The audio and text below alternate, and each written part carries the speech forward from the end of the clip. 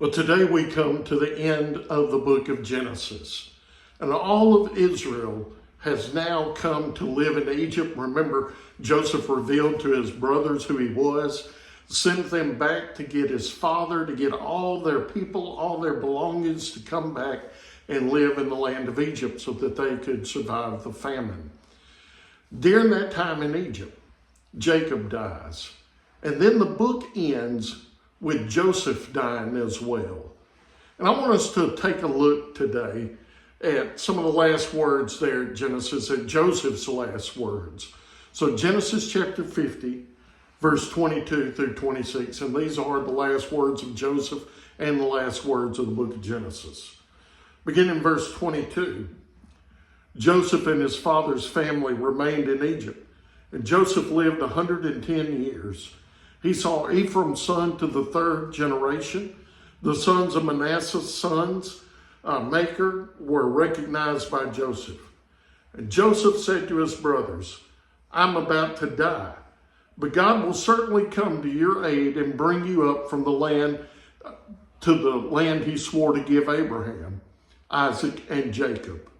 So Joseph made the sons of Israel take an oath. "When God comes to your aid, you are to carry my bones up from here." And Joseph died at the age of 110, and they embalmed him and placed him in a coffin in Egypt.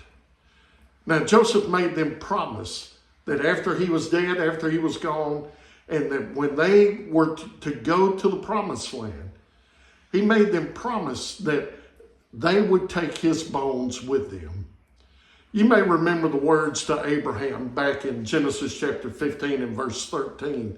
God told Abraham that your people, the people of that will descend from you, they will live in Egypt 430 years.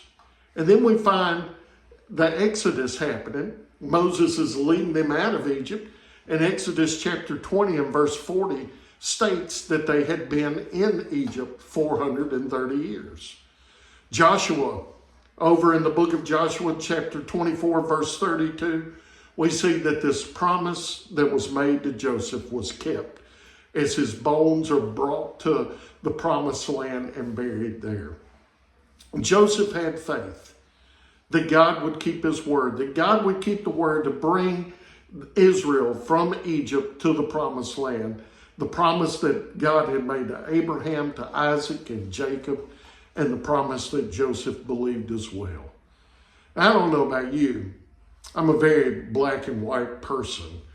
I trust to a point, and, life kind of does that to us sometimes where we don't really trust as much as we should. We trust but verify. But faith runs counter to all of that. Faith runs just the opposite of that. That faith tells us that when we close our eyes in death as a Christian, that we open them anew in heaven. Well, we don't see the proof of that, but we have faith. And we're to have that faith that he will keep his word, faith that when you and I die, that just as Joseph saw that his bones were bound for the promised land, faith that you and I are bound for the promised land in heaven as well, and faith that he will keep his word in everything else. Hope you'll join me again on Monday. Now, on Monday, we'll begin the book of Job, not the book of Exodus, but the book of Job. Remember, this is a chronological reading plan. Some things will be out of order as it's printed in your Bible. And so we'll pick up Monday with the book of Job. Hope you'll join me then.